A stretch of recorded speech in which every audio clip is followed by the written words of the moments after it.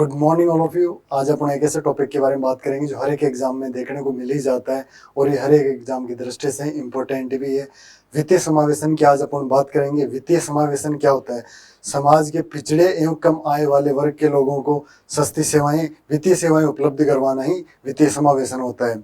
और वित्तीय समावेशन के प्रमुख उद्देश्य क्या है? समाज के पिछड़े एवं कमजोर वर्ग के लोगों को सुरक्षित, आसान एवं सस्ती सुविधाएं उपलब्ध करवाना, ये वित्तीय समावेशन के प्रमुख उद्देश्य हैं। और वित्तीय समावेशन, और हाल ही में कभी क्वेश्चन पूछा गया था वित्तीय समावेशन इंडेक्स, फाइनेंशियल इंक्लूजन के बारे में। फाइनेंशियल इंक्लूजन की बात अपन कर ही लेते हैं। वित्तीय समावेशन समाज के सभी वर्गों, विशेषकर कमजोर, कम आय वाले लोगों को सस्ती और किफायती दरों औपचारिक वित्तीय सेवाएं उपलब्ध कराना ही वित्तीय समावेशन कहलाता है। और इसमें वित्तीय समावेशन में क्या होता है? इसमें बैंकिंग खाता खुलना हो गया, बचत ऋण हो गया, बीमा और पेंशन जैसी बुनियादी सुविधाएं उपलब्ध करवाना हो गया। ये वित्तीय समावेशन होता है। आइए अपन वित्तीय समावेशन इंडेक्स की बात कर ही लेते हैं।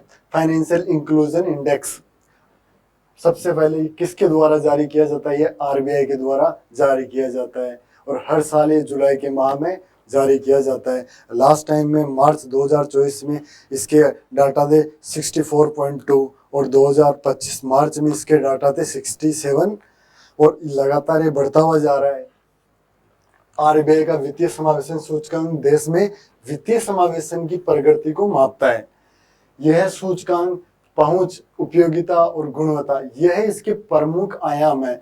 उपयोग हो गया, गुणवत्ता हो गई, पहुंच हो गई, कि ये तीन आयाम इसके, ये आधारित 97 इंडिकेटर्स को शामिल करता है। मार्च 2024 में एफआई सूचकांक का मान 64.2 था, जो मार्च 2025 में बढ़कर 67 हो गया है। सभी उप सूचकांकों में निरंतर वृद्धि यह दर्शाती है कि भारत वित्तीय समावेशन की दिशा में मजबूती से आगे बढ़ रहा है। वित्तीय समावेशन सूचकांक यह आरबीआई के, मैंने बता दिया था, आरबीआई के द्वारा जारी किया जाता है।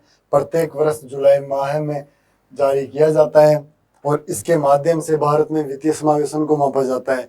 और इसके सूचकांक की स्केल 0 से 100 होता है, इसके बीच में चलता है इसका आंकड़ा, जो 100 का अर्थ है कि पूर्ण वित्तीय समावेशन और 0 का मतलब है कोई समावेशन नहीं हुआ, शून्य समावेशन हुआ है। आइए इसके समावेशन के 3 प्रमुख कारक है, उनके बारे में अपन बात कर लेते हैं। तो इसके आयाम हो गए, यह सूचकांक 3 मुख्य आयामों पर आधारित है, जिसके 97 संकेतक है शामिल है। जिसमें पहला हो गया पहुंच, एक्सेस, इसमें वेटेज 35% हो गए। इसके तहत देखा जाता है कि लोगों तक बैंकिंग सेवाएं कितनी आसानी से पहुंच रही है। जैसे कि बैंक शाखाएं हो गई, एटीएम हो गया और बिजनेस कोरस्पॉन्डेंट आदि की संख्या हो गई, है ना। और सेकंड हो गया इसमें उपयोग, यूज, वेटेज 45% हो गया। इसमें यह देखा जाता है कि लोग इन सेवाओं का कितना इस्तेमाल कर रहे हैं। जैसे एक्टिव बैंक हो गया, खाते हो गए, लोन हो गए, क्रेडिट कार्ड उपयोग हो गया, बीमा पॉलिसी हो गई, डिजिटल लेन देन आदि हो गए। इसका वेटेज सबसे ज्यादा होता है, किसका? यूज का सबसे ज्यादा वेटेज रहता है। और इसमें हो गई क्वालिटी, गुणवत्ता, वेटेज 20% है इसका। यह वित्तीय सेवाओं की क्वालिटी को मापता है। जैसे वित्तीय साक्षरता हो गई, उपभोक्ता हो गया, सुरक्षा हो गया, बैंकिंग से जुड़ी शिकायतों का निवारण हो गया, इन चीजों के ऊपर इनकी बात की जाती है। और अभी 2026 में आईएएस में ये क्वेश्चन देखने को मिला था। अभी 2-4 दिन पहले ये एग्जाम हुआ था। तो ये आईएएस 2026 में एग्जाम निम्नलिखित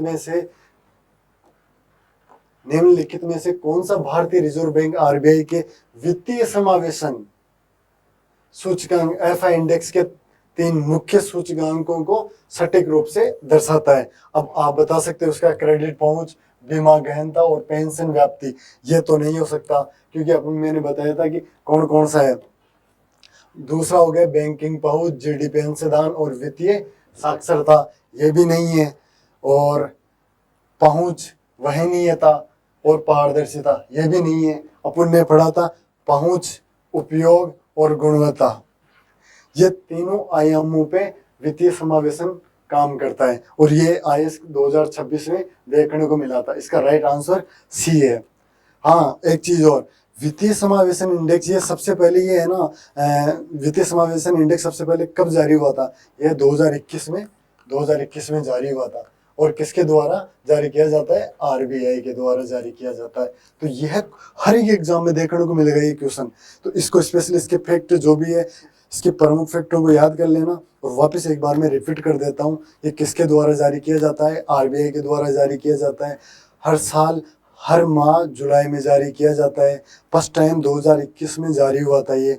और इसके 3 प्रमुख कारक हैं। 3 प्रमुख: पहुंच हो गई, उपयोग हो गया, गुणवत्ता हो गई।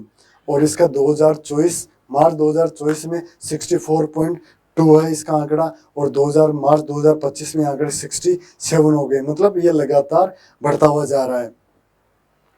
और इसमें 3 आयाम में हम बात ही कर लिए। और इसके प्रमुख उद्देश्य मैं बता देता हूँ। इसके प्रमुख उद्देश्य: साहूकारों से मुक्ति दिलाना, आर्थिक सुरक्षा देना, वित्तीय सेवाएं देना, इन सब पे ये काम करता है।